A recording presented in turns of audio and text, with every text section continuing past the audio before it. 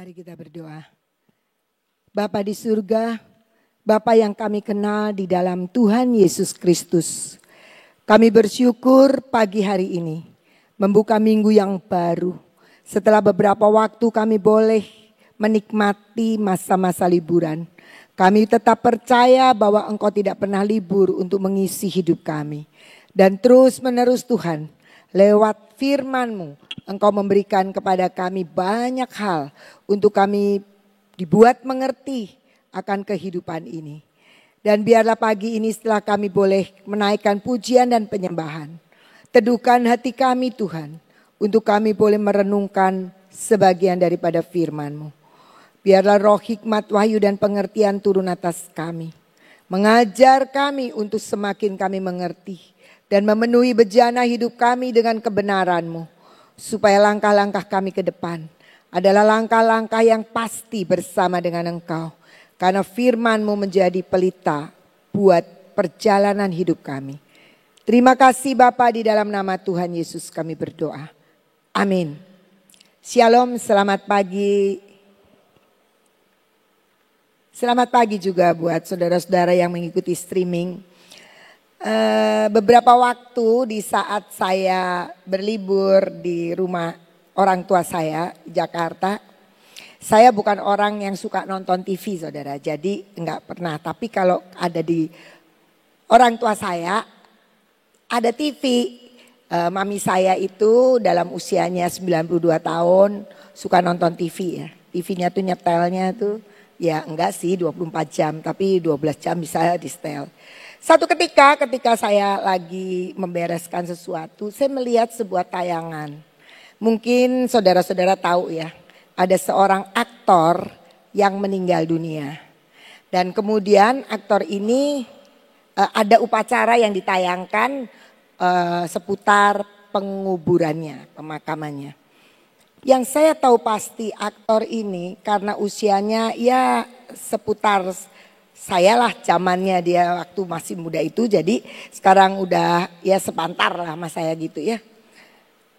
Saya tahu pasti aktor ini lahir dari keluarga Kristen. Tetapi dia dikuburkan, dimakamkan sebagai orang yang bukan Kristen.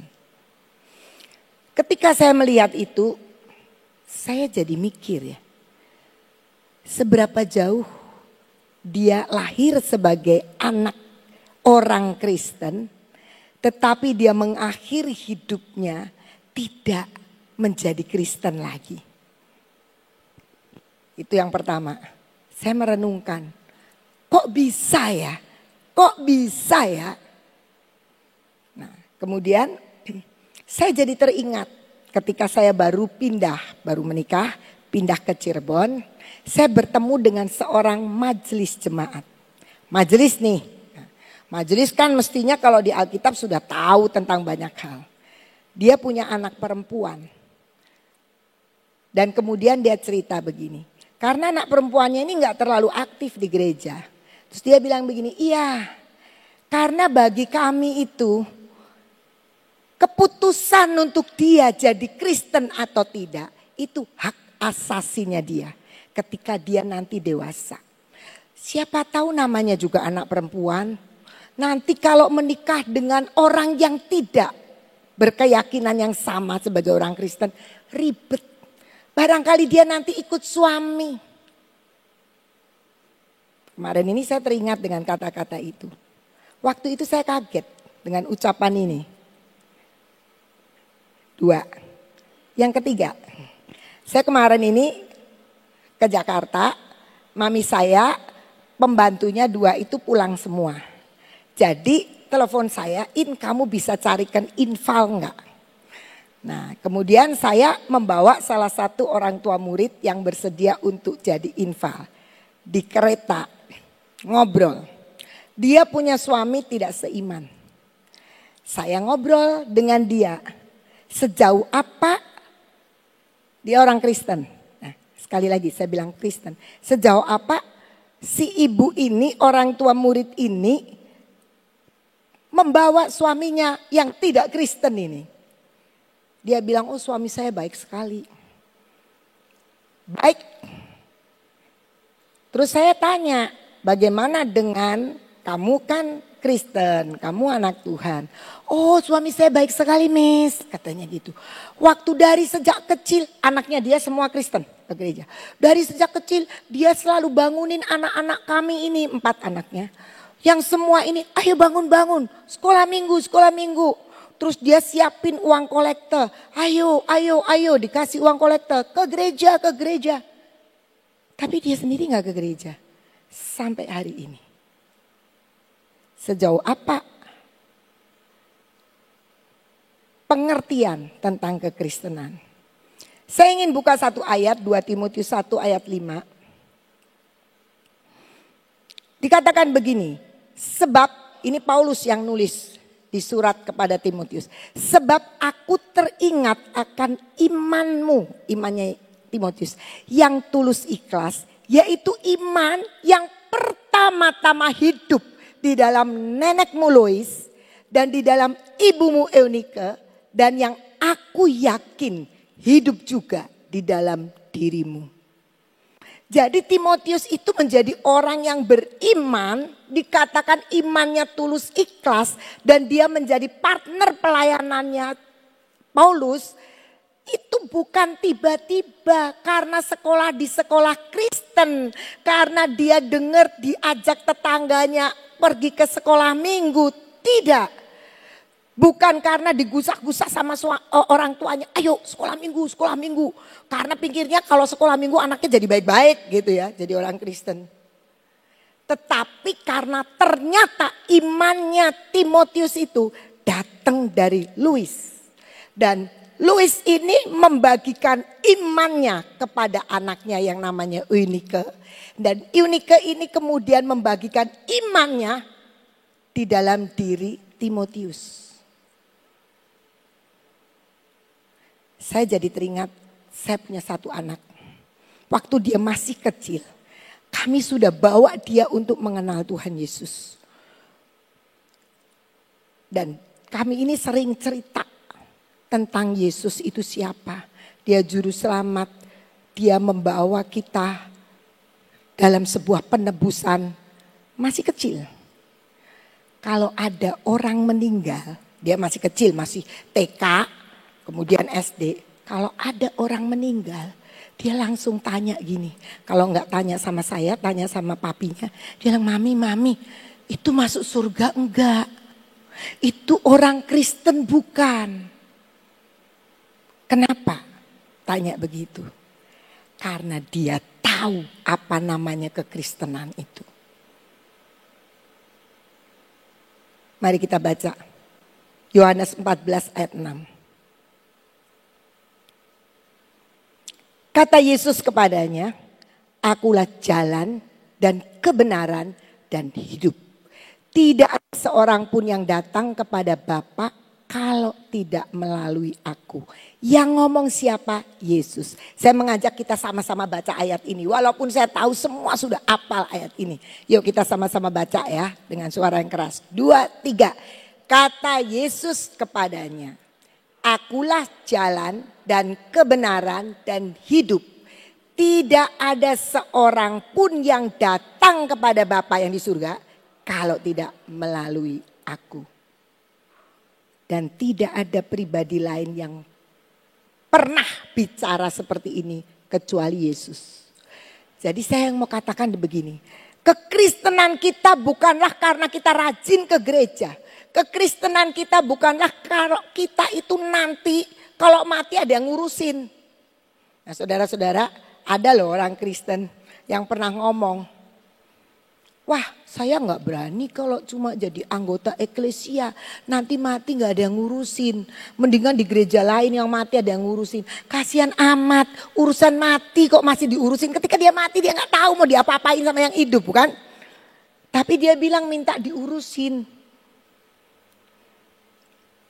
Karena apa? Urusannya hanya kepengen nanti kalau mati layak diurusin. Padahal bukan itu. Kekristenan adalah ketika kita tahu dan yakin bahwa Yesus satu-satunya jalan, satu-satunya kebenaran, dan satu-satunya membawa kehidupan. Dan tidak ada nama lain, tidak ada seorang pun yang bisa sampai ke Bapa yang di surga kalau tidak melalui Yesus. Itu yang harus kita mengerti, itu yang harus kita yakini.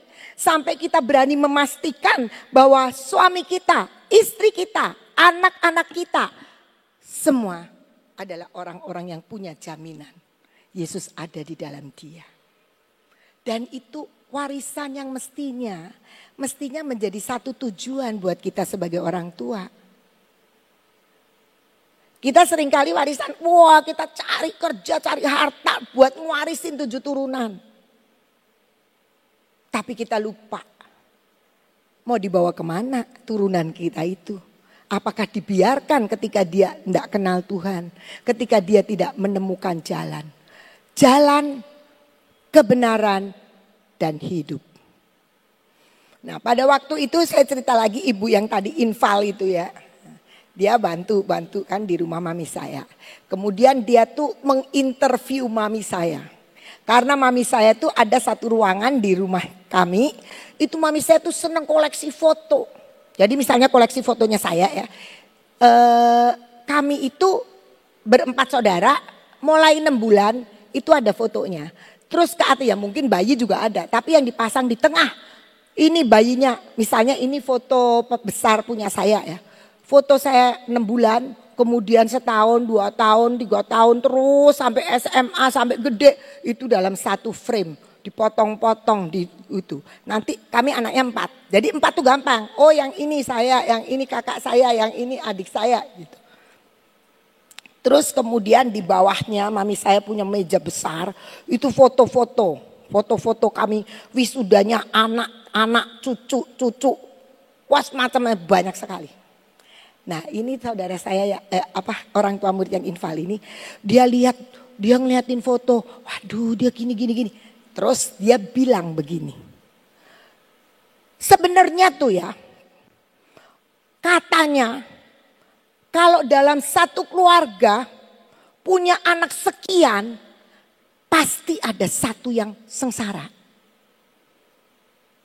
Kata siapa? Saya bilang gitu. Kata orang dunia. Tapi tak perhatikan bener loh Miss. Kalau anaknya 4, ada satu yang sengsara. Kalau anaknya 8, ada satu yang sengsara. Anak 3, ya ada satu yang sengsara.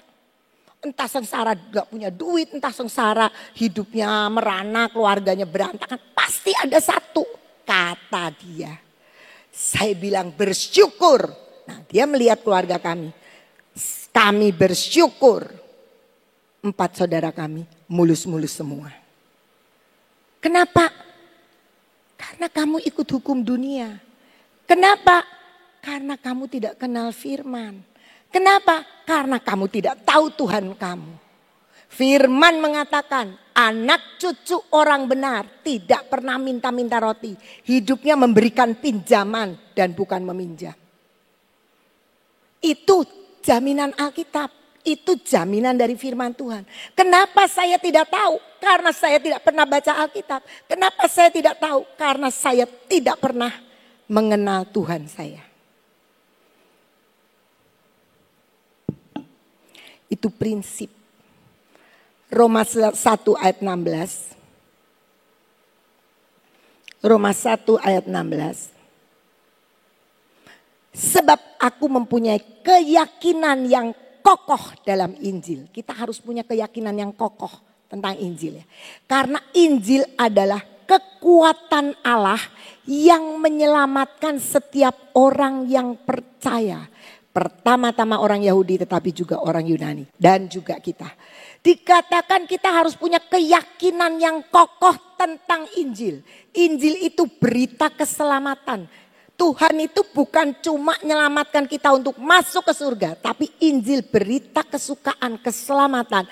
Bahwa Yesus itu juga menjadi penyelamat kita di dunia ini. Pernah satu ketika di dalam persekutuan doa syafaat kami.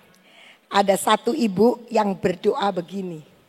Tapi ibu ini sekarang udah almarhum, udah dibawa pulang. Dia kalau berdoa karena dia itu seorang sastra. lulusan sastra Jerman. Sastra itu seorang berpuisi. Dia berdoa begini. Tuhan, di balik padang gurun ada pelangi. Di balik kesengsaraan ada sukacita. Biarlah aku menderita di bumi tapi sukacita di surga. Katanya dalam doanya. Saya nggak mau mengaminkan, saudara. Selesai dia berdoa, saya bilang maaf ya, kamu lagi doa begitu, saya nggak ikut-ikutan doa loh, saya nggak mau mengaminkan. Kenapa? Sengsara di dunia, sukacitanya di surga. Nggak mau, saya maunya sukacita di dunia dan sukacita di surga. Sebab Tuhan menyelamatkan, bukan cuma nanti kita masuk surga. Kalau sekarang kita nggak bisa membuktikan Tuhan itu hidup dan menyelamatkan kita di dunia ini, bagaimana kita bisa percaya Tuhan itu akan menyelamatkan kita di surga. Dia akan membuktikan hidupnya itu di saat-saat mulai awal kita kenal Yesus. Sampai nanti kita masuk ke surga. Saya bilang gak mau, saya gak mau. Makanya kalau doa syafaat itu didengerin. Jangan cuma amin, amin, amin. Gak taunya sengsara di dunia, ikut sengsara lah di dunia. Saya tidak mau sengsara di dunia. Oh semua kita mau, gak ada yang mau. Tapi untuk tidak sengsara di dunia kan ada firman, ada ketentuan, ada ketetapan, ada hal-hal yang harus kita lakukan seperti di Alkitab. Jadi kita harus menyadari kekristenan kita bukan sekedar karena saya lahir dari keluarga yang ayah ibu saya Kristen. Melayani di gereja sehingga saya tumbuh sebagai keluarga Kristen. Terus ya enak, udah jadi orang Kristen terus. Tidak begitu. Tapi harus dipastikan saya bersama semua saudara-saudara saya harus terima Yesus secara pribadi. Injil itu harus menjadi bagian dari hidup tiap kita. Jangan cuma saya orang Kristen sebab papi mami saya Kristen. Saya orang Kristen karena kakek nenek saya Kristen. Dan itu akan membuat terjadilah penjualan iman sepertinya. Tapi kalau menurut saya imannya belum ada. Jadi bukannya dijual karena memang tidak kenal. Saya yakin kalau orang sudah tahu tentang keselamatan dan meyakini Yesus satu-satunya juru selamat. Dia tidak akan pernah meninggalkan Yesus. Apa yang dikatakan di dalam Ulangan 6 ayat 6 dan 7? Ulangan 6 ayat 6 dan 7. Apa yang kuperintahkan kepadamu pada hari ini haruslah engkau perhatikan. Haruslah engkau mengajarkannya berulang-ulang kepada anak-anakmu. Dan membicarakannya apabila engkau duduk di rumahmu. Apabila engkau sedang dalam perjalanan. Apabila engkau berbaring dan apabila engkau bangun. Jadi Tuhan itu menginginkan perintahnya, firman-Nya itu menjadi sebuah perbendaraan dalam hidup kita untuk cerita berulang-ulang kepada anak-anakmu dan membicarakan firman Tuhan, membicarakan kebenaran firman Tuhan ketika kita duduk, ketika kita dalam perjalanan, ketika kita berbaring, ketika kita bangun. Di dalam seluruh kehidupan kita, kita harus tahu pembicaraan kita itu diisi dengan kebenaran firman. Oh, apa kita tuh kalau ngomong selalu baca-baca ayat? Tidak. Tapi paling tidak membicarakan sebuah kebenaran. Bukan pertengkaran, bukan persaingan, bukan ocehan. Anak-anak suka gak betah sama mamahnya karena tiap kali duduk langsung nasihat yang keluar. Kamu jangan begini ya, kamu begini. Baik gak? Baik. Tapi kalau terus-terusan begitu kan budek kupingnya kan. Tiap kali indoktrinasi terus yang keluar. Sementara itu kita tidak buka telinga untuk mendengar anak kita ngomong apa. Saya percaya firman ini sebenarnya intinya adalah wariskan kebenaran firman. Wariskan iman. Seperti yang tadi dikatakan. Timotius dapat imannya itu dari siapa? Dari ibunya. Ibunya dari siapa? Dari ibunya lagi. nenek, anak, cucu. Pewarisan iman itu sangat penting. Terus warisin duit gak boleh? Boleh. Mau ngarisin apa kepandaian? Boleh. Warisin aset? Boleh. Tetapi iman, apa gunanya semua yang ada ini kalau kita tidak membawa anak kepada Tuhan.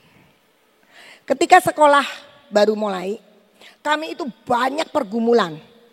Pergumulan apa saja banyak. Guru lah, apalah, dan terutama duit. Kami bergumul tiap kali mau nih. Sampai sekarang juga masih bergumul sih. Tapi pergumulan kita sudah lebih punya kekuatan ketimbang waktu pertama-pertama.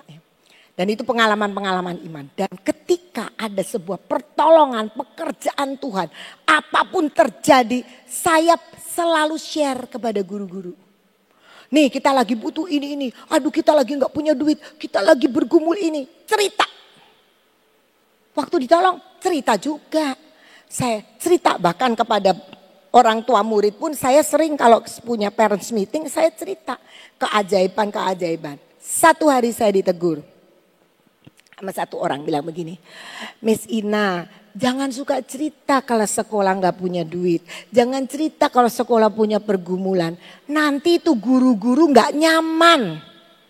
Kenapa gak nyaman? Gak nyaman. Aduh saya jadi guru, jadi karyawan di sekolah ini bikin deg-degan ya. Satu hari saya bisa gak digaji. Satu hari potongan gaji bisa dipotong. Satu hari saya bisa tiba-tiba di PHK.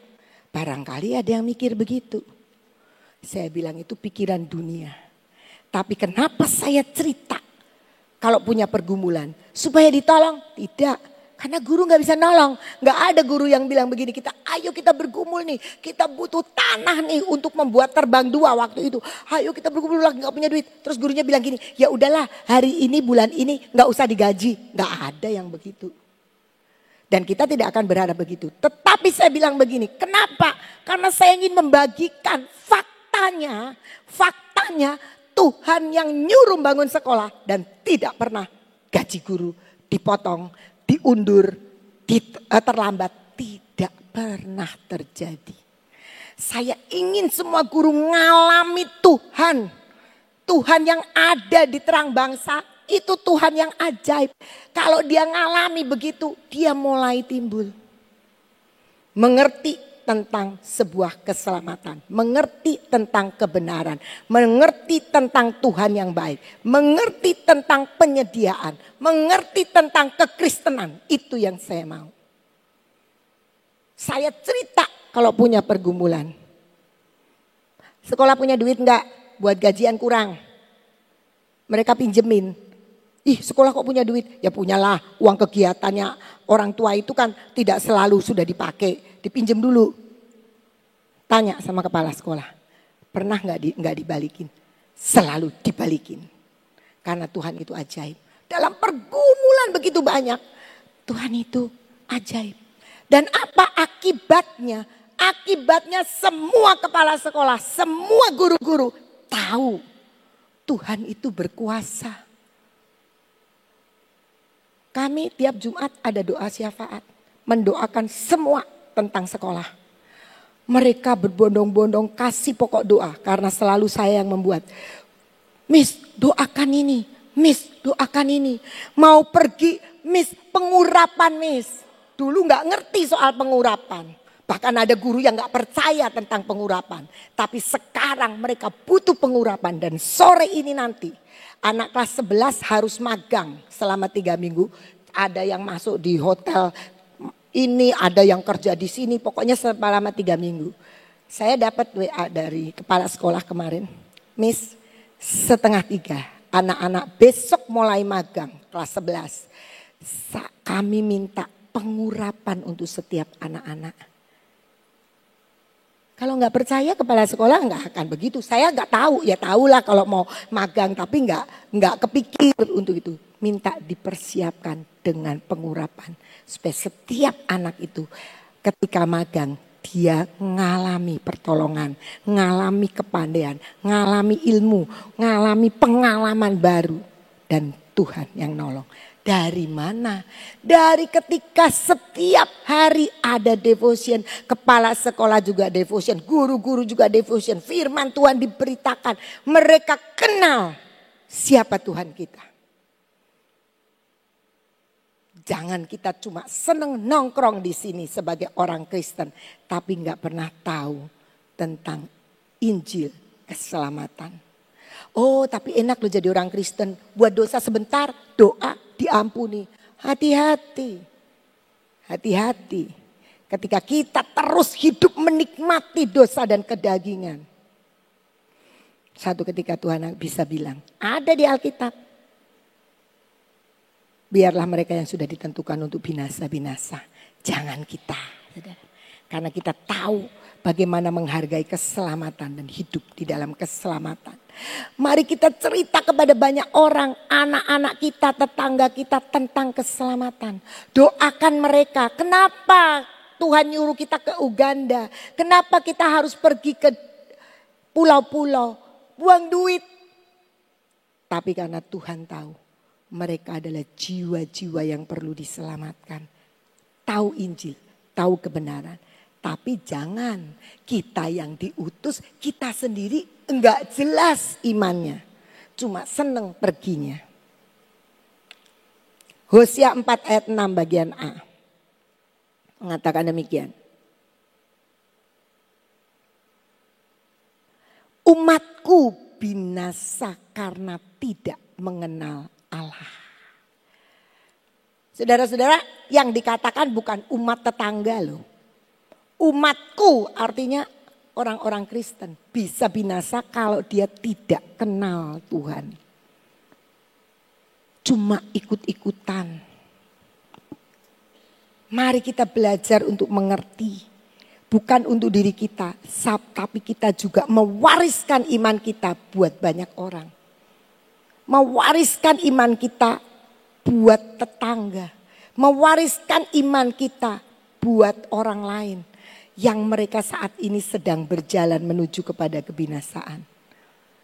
Sehingga tidak akan pernah kita lihat orang-orang yang tanda petik predikatnya Kristen. Tapi tidak yakin dengan keselamatan. Tidak yakin bahwa Yesus itu satu-satunya juru selamat. Enggak apa-apa, semua agama kan ngajar kebaikan betul.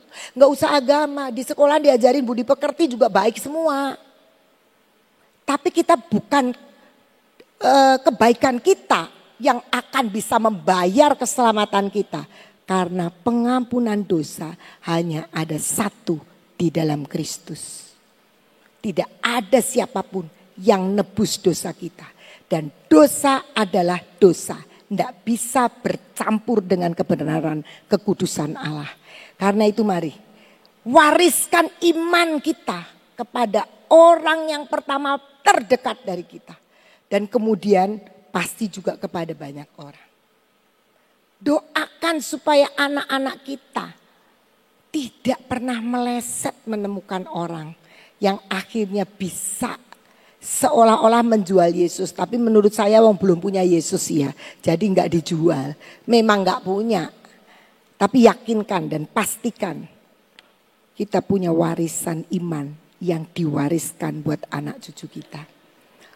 Saya percaya ayat-ayat ini semua kita sudah tahu dan sudah hafal. Tapi terkadang kita itu tidak bisa memiliki kepastian apakah itu sudah ada pada anak-anak kita. Oh, tanggal 18 April ada baptisan. Lalu kita, ayo anak-anak pada ikut baptisan. Kamu orang Kristen kudu dibaptis. Itu calo, saudara. Saudara tahu calo kan? Calo itu kalau di terminal kan, Semarang, Semarang, Semarang. Orangnya berangkat ke Semarang, calonya tetap di terminal kan. Nah kita juga surga, surga, surga. Kitanya tetap di situ. Tapi pastikan anak-anak itu terima Yesus. Tahu satu-satunya juru selamat. Baru ketika dibaptis dia punya hal yang pasti. kehidupan keselamatan yang pasti. Bukan karena saya orang Kristen, saya harus dibaptis. Saya menyesalkan loh. Kalau ada anak-anak yang mau dibaptis, suruh kumpul jam 9, datangnya setengah 10. Saya nggak yakin itu anak tahu kebutuhannya dia tentang keselamatan. Dan apa itu baptisan. Mungkin cuma disuruh sama mamahnya. Ikut-ikut. Masa kamu udah gede belum dibaptis? Harusnya ketika dia tahu bahwa ini ada sebuah kesempatan untuk dia mengaku Yesus. Dia akan datang lebih awal. Enggak telat-telatan. Saya tidak mengomong yang telat itu pasti enggak jelas gitu. Enggak. Tapi pastikan anak-anak Anda yang akan minta dibaptis. Dia punya kerinduan dari pribadinya. Bukan dari papah mamahnya. Dan karena itu perlu dikasih pengertian. Apa arti baptisan? Oh nanti kan dengar dari Ibu Abigail. Ya dengar tapi kalau telat setengah jam yang didengar apa? Kan sepertinya hanya sebuah syarat. Kalau mau dengar dari awal sampai akhir. Maaf sedikit kritik. Karena saya melihat begitu, suka telat bangun. Sekolah nggak telat, tapi kalau ikut pendalaman Alkitab untuk persiapan baptisan telat. Jadi artinya nggak punya kerinduan dari dirinya. Beri pengertian bahwa ini kehidupan yang sangat penting. Warisan iman harus dibagikan. Warisan iman harus diberitakan. Kita tahu kita punya warisan yang terbesar, yaitu iman. Jangan mikir saya mau kerja supaya bisa sampai 7 turunan. Gak usah mikir begitu. Kalau punya kesempatan itu sangat baik. Tetapi yang paling penting adalah iman. Karena itu wariskan kebenaran iman di dalam Yesus. Untuk setiap anak-anak kita dan semua orang yang ketemu dengan kita. Mari kita berdoa. Bapa di surga, kami percaya firman-Mu adalah kebenaran. Engkau adalah jalan untuk membawa kami datang kepada Bapa. Engkau kehidupan yang sejati Tuhan. Biarlah dalam perjalanan hidup kami saat ini. Kami benar-benar meyakini keselamatan itu datang hanya daripadamu. Kami bukan orang Kristen karena KTP. Kami bukan orang Kristen yang karena lahir di keluarga Kristen. Kami bukan Kristen karena kami ada di lingkungan orang Kristen. Tapi kami menjadi Kristen karena kami sesungguhnya adalah pengikut Kristus. Bapa, biarlah firman-Mu ini dimeteraikan dalam hati kami. Dan kami percaya hari ini kami boleh meyakini bahwa kami memiliki kekuatan untuk mewariskan ini kepada keluarga kami. Entah kepada suami, istri atau anak-anak kami. Dan juga kepada banyak orang yang Kau percayakan kepada kami.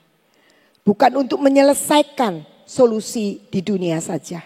Tetapi kami boleh menyelesaikan sebuah masalah besar. Yaitu dosa umat manusia. Kami boleh menyelesaikan karena penebusan-Mu. Dan Engkau hanya satu-satunya Yesus yang dapat menebus kami dan membawa kami kepada Bapa di surga.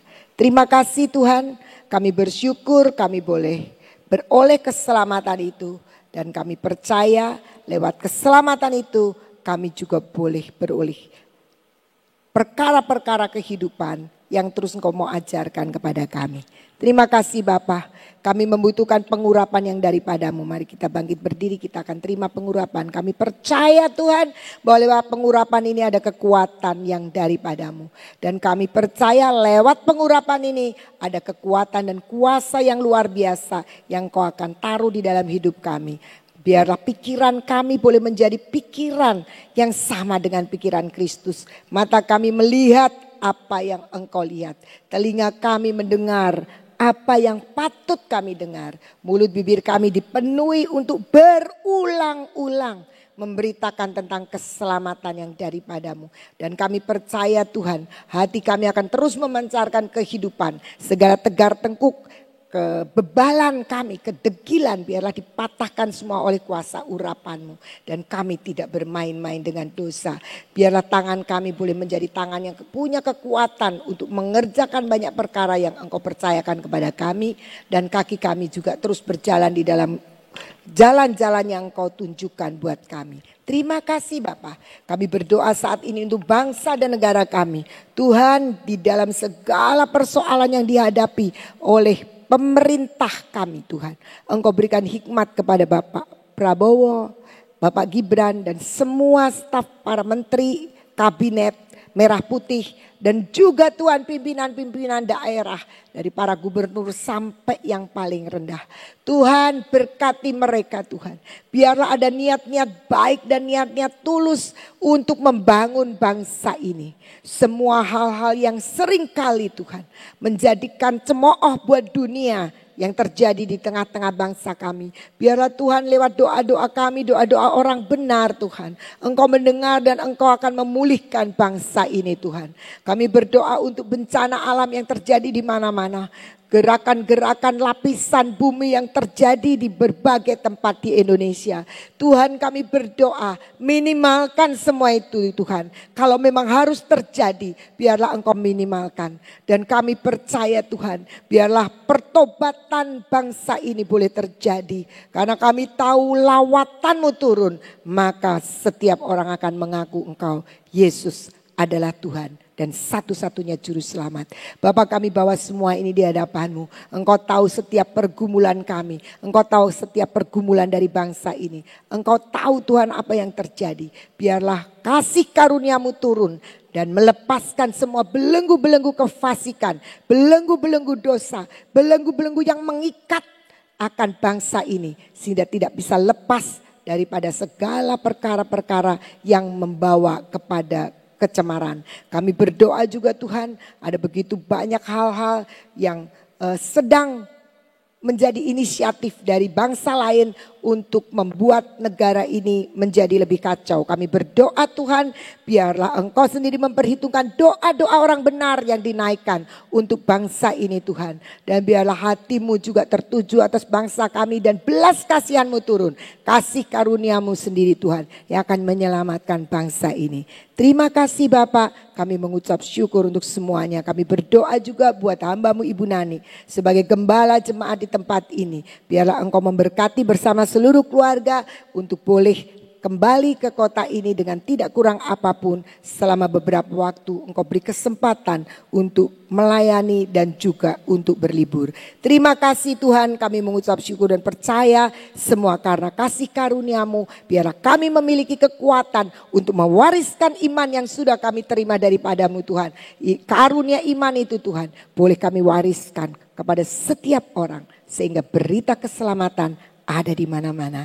Terima kasih Bapak, pekerjaan Roh-Mu menyertai kami. Kami mengucap syukur dan menyerahkan seluruh doa kami, persekutuan kami dari awal sampai akhir ini. Dari awal puji-pujian sampai perenungan firman ini. Biarlah Engkau sendiri Tuhan yang sudah menyertai terus akan mengerjakan di dalam hidup kami. Di dalam nama Tuhan Yesus kami berdoa dan kami percaya. Kita sama-sama katakan amin. Tuhan Yesus memberkati.